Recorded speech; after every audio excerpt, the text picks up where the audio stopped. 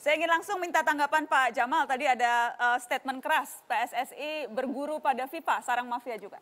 Kalau berkeyakinan itu, lakukan seperti yang ada pada FIFA. Tidak pakai ngomong, tangkep. Ini cuma katanya. Tangkep. Loh bagaimana? Kalau Anda yakin itu semua berguru, berarti Anda punya bukti. Tangkep. Kita dukung. Bagaimana? Jangan cuma katanya lagi. Pak Bibit? Tim transisi? Dikumpulin bukti-buktinya. Lagi dikumpulin. Anda ketua tim transisi. Terbuka deh kan? Tuh. Kapan aja ditangkap siap. Siap. Mau bagaimana? Iya toh. Di Republik ini tidak ada harus yang disembunyikan. Betul. Iya toh. Bagaimana? Saya aja pernah ditahan juga. Nah, sebelum saya buka, Bapak buka duluan sudah. Iya kan? Kan harus ditunjukkan. Oh ternyata tidak cukup bukti. Baru Bapak dengan jaminan banyak orang. Baik, Pak Bapak Bibit. keluar. Silakan Iya Pak toh. Bibit. Kalau memang ini sudah merusak Republik. Baik, kita dengarkan Pak Bibit. Pak Jamal. Jadi pengumpulan alat bukti dulu ya. Informasi apa nanti kita dalami dengan Pak Joko ya Pak.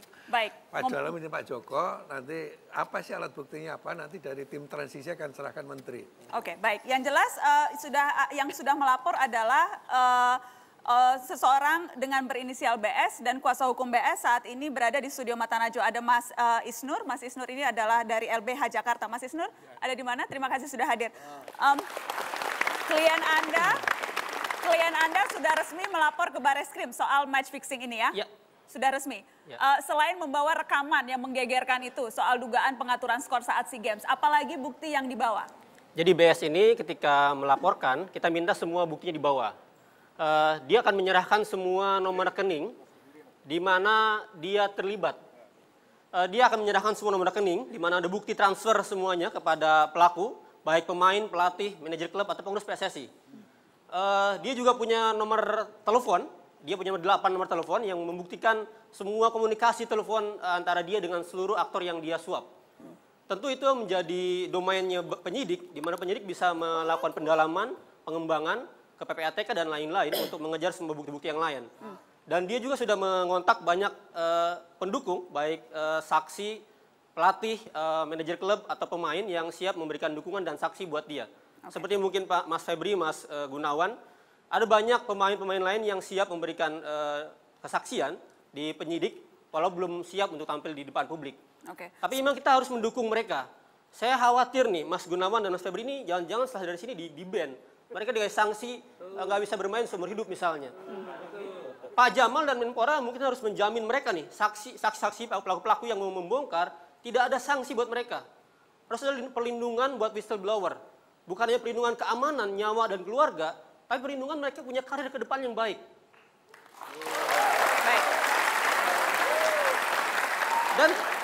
Dan saya minta tim transisi, ketika ada perbuatan seperti ini, harap gerak cepat. Kami sudah konfres hampir 2 minggu, tapi tidak ada komunikasi atau misalnya manggil kami untuk gimana sih detailnya gitu. Baik.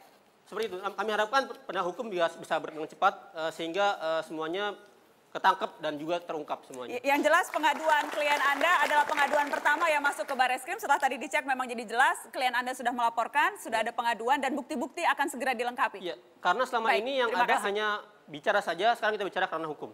Kerana hukum dan itu memang sudah masuk. Terima kasih. Saya ingin penutup ke mantan wartawan olahraga, pengamat sepak bola, Mas Akmal. Mas Akmal, Anda riset mendalam soal pengaturan skor. Singkat saja, bukan hal baru mendengar pengakuan ini atau agak terkaget-kaget juga? Saya sih bukan hal baru ya. Sejak 2002 sampai sekarang 2015, hal semacam ini selalu terjadi. Cuma permasalahannya adalah ketika tidak ada penegakan hukum yang terjadi.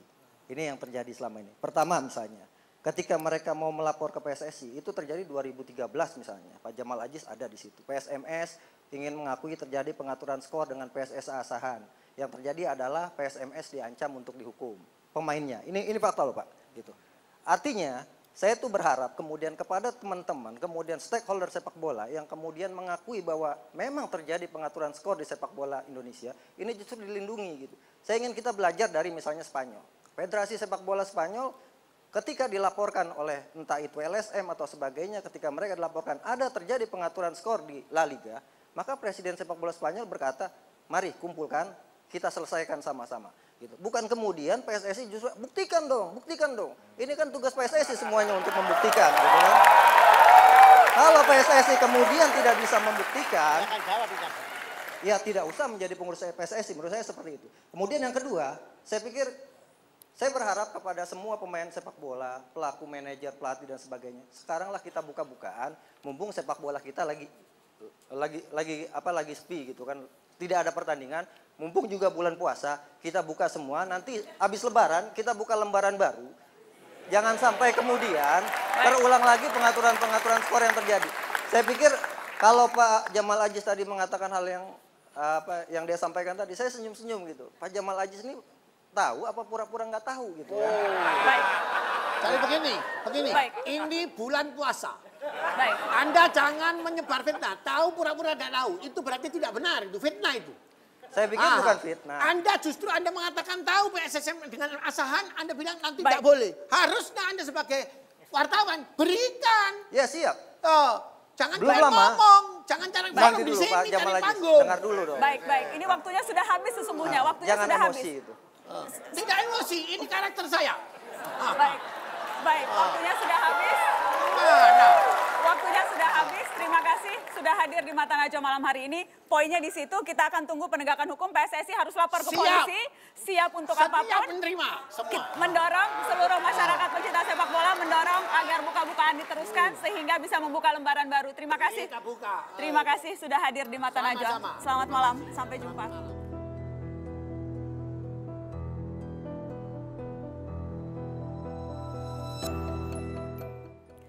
Sepak bola seperti petaka saat penjaganya kumpulan pemangsa. Kompetisi dilacurkan, perputaran fulus haram dibiarkan bahkan dipelihara. Ini permainan olahraga, bukan permainan bandar judi bola. Hasil akhir ditentukan daya juang dan kemampuan, bukan oleh uang yang dipertaruhkan. Sepak bola kita memang begitu menyedihkan. Skandal demi skandal terus bermunculan. Kekalahan seperti tak cukup, selalu diikuti kabar miring yang membuat takjub. Sudah banyak laporan dan keluhan, tapi para pengurus terus berpangku tangan. Tak ada niat serius memberantas dari dalam, kasus demi kasus dibiarkan terpendam. Sepak bola bersih hanya jadi retorika untuk selamatkan citra penguasa sepak bola. Tidak bisa lagi polisi berdiam diri karena organisasi yang katanya peduli